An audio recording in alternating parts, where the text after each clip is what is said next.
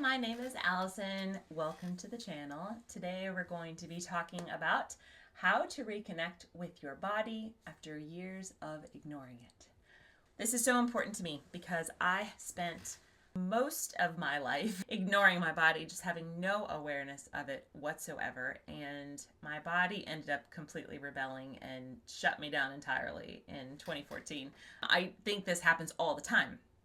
I think it happens to women specifically all the time because we push our bodies so much and we're not paying attention. We're not taught to be connected and understand what's happening. So if you have ever felt like you're completely living in your mind, you don't pay attention to your body whatsoever, and it seems to be rebelling against you or making that known, you're in the right place. So by the end of these 15 minutes, you're going to have a very basic practical understanding of how to step back into a space of reconnecting with your body, even if you've been ignoring it for years. As I touched on earlier, I had a total body breakdown in 2014. This is my experience. I do very much understand this because my body did not have any connection to me. It was just surviving along for the ride. I had been doing so much suppression emotionally and so much not understanding of what my capacity was or even my wants and desires, and my body had just taken the brunt of that for years and years. My whole childhood and then early adulthood, it had no understanding, but it was so much compiling stress. Like this cortisol levels in my body were just through the roof because there was so much compounding stress and I didn't know was happening. And so when I first got into this, I wasn't even told that I wasn't reconnected with my body. I got into therapy. I was finding out things about how I was at capacity and taking on all these things, and I had all this stress in my marriage and I needed to do boundaries and all these things, but I wasn't actually taught, hey, your body doesn't trust you. Your body doesn't know you. Your body doesn't believe you. You have to start listening to it. Nobody was telling me that at a very basic level, I did not have that understanding. And I think it's because we're taught so much to just live between our ears. Everything is intellectualized, but your brain can't get you to this space. You have to come back in charge of your entire being. So let me show you what I'm talking about here. When you are feeling any kind of emotion, any kind of feeling whatsoever, there is always a correlation to a sensation inside of your body. So when you're learning how to reconnect with your body and you're coming back into like, I'm making an association. I'm not just working with my mind. I'm not just working with the thoughts. I'm going to listen to what is happening inside of my body. Also, you think of it as like a learning to detect, a learning to be still and pay attention. You're growing your awareness of sensations is really what it is.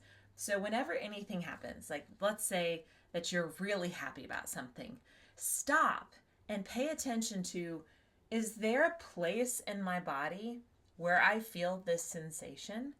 Do I feel it like really kind of exploding in my heart? Does my brain or my head area just feel like lit up or kind of excited? Do I just feel like a tingling all over in my body somewhere? What's the sensation that's happening? And the same is true for when you're feeling any kind of negative feeling or you're triggered or something is really setting you off.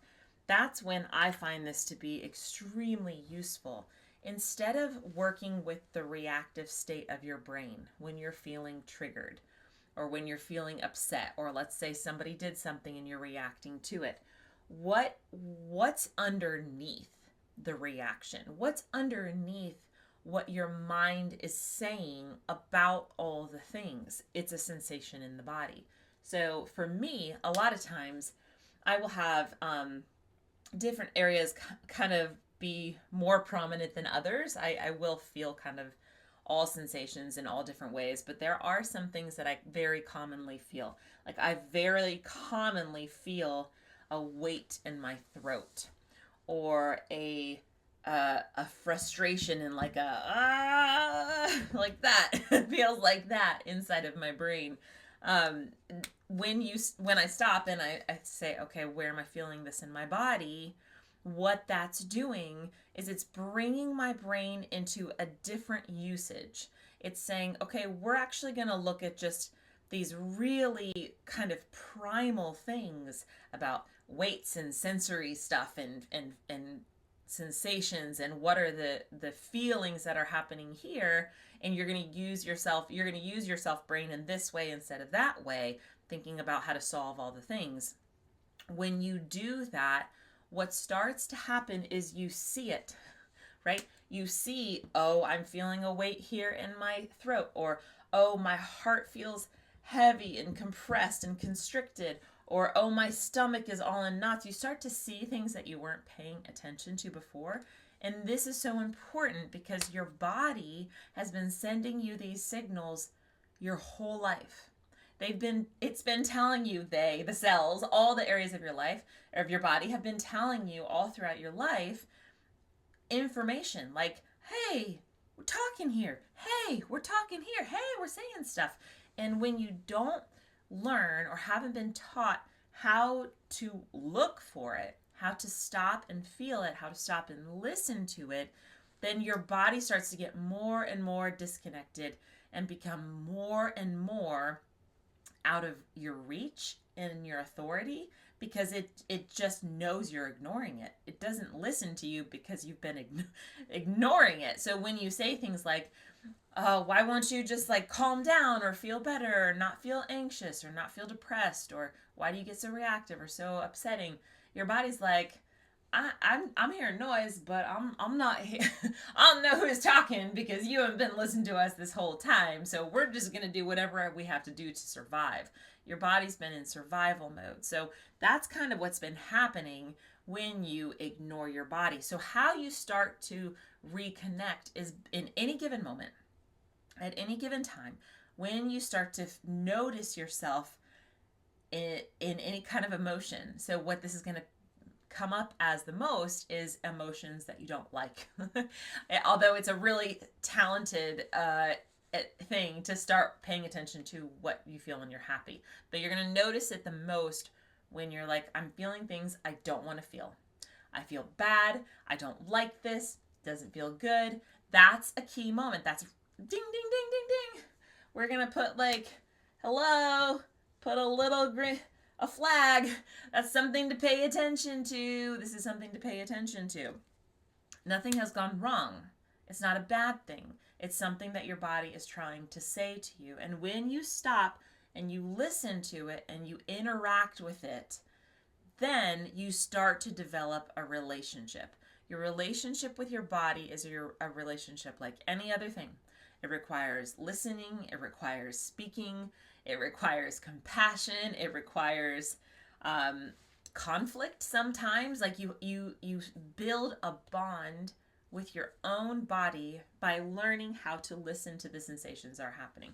No, so when that happens, you have choices after that. When you see that, it's not something that you have to just say, well, that feels terrible and I can't do anything about it. No, just the act of you witnessing, like when I witness my throat feeling like it has a pile of rocks on top of it, that is important.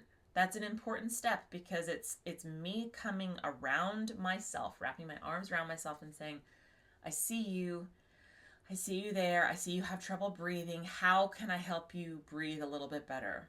What do you need to speak? How can I make it feel a little safer to speak? I've started to make some correlations between the sensations and the need. At first, you may not know the need, but you start by listening.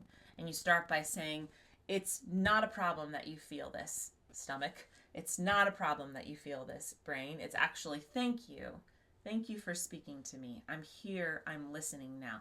And gradually, over time, your body starts to trust you as the leader because you have started to become the guardian over yourself. And this can take time, okay?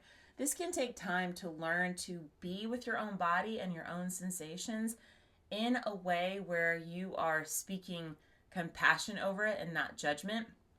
And that's one of the reasons that working with a coach is so useful, because it's a beginning stage that this is in. So having somebody else who already kind of knows the ropes of how do you work with a body, what does it need to hear, what's the information it's trying to say, and how do we bring softness and safety and strength into this space, it moves much faster when you bring someone else into it than sort of like going the slow route of learning to do the process on your own. If that resonates with you and you say, yeah, I don't want to do the long haul of trying to figure out on my own, because I know when I'm with myself, I'm also working with my old programming, and sometimes I can't see the stuff that I need to see, and sometimes it just takes so much longer, and I don't want to spend so much longer. I want to start feeling better and more in charge and more reconnected with my own body now. Then I invite you to book a call with me. There is a link in the description. It's the call to find out about my one-on-one mentorship program. It is totally free, and we'll just chat and find out a little bit more about your information that you're finding with yourself, where you want to go, see if it's a good fit. I do only work with a small number of committed women at a time, so if you want to get in on that, click the link below in the description. So remember, when you feel emotions, when you feel responses happening in your body, triggering, upsetness, feeling kind of like frustration or whatever it is, stop and take a few minutes to actually listen to your body. Stop to say, okay, what are the sensations that are happening? Where are they happening? Are they trying to say anything to me? And go ahead and like put your hand there and allow them to be there. I explore other aspects of this on this channel. I like to talk about this kind of thing all the time. You might be interested in the video, How to Feel Safe in Your Body When Stress Takes Over. There's also a video that touches on the nervous system safety, which is the next step to the first awareness stages that we talked about here. If you're ready for more personalized support with this journey, my link for my one-on-one mentorship chat is in the description below. I'm very curious to hear what your thoughts are on this, and I'll be back soon for more thoughts to help you navigate connecting your smart mind to your wise body so you can live happy, strong, and free.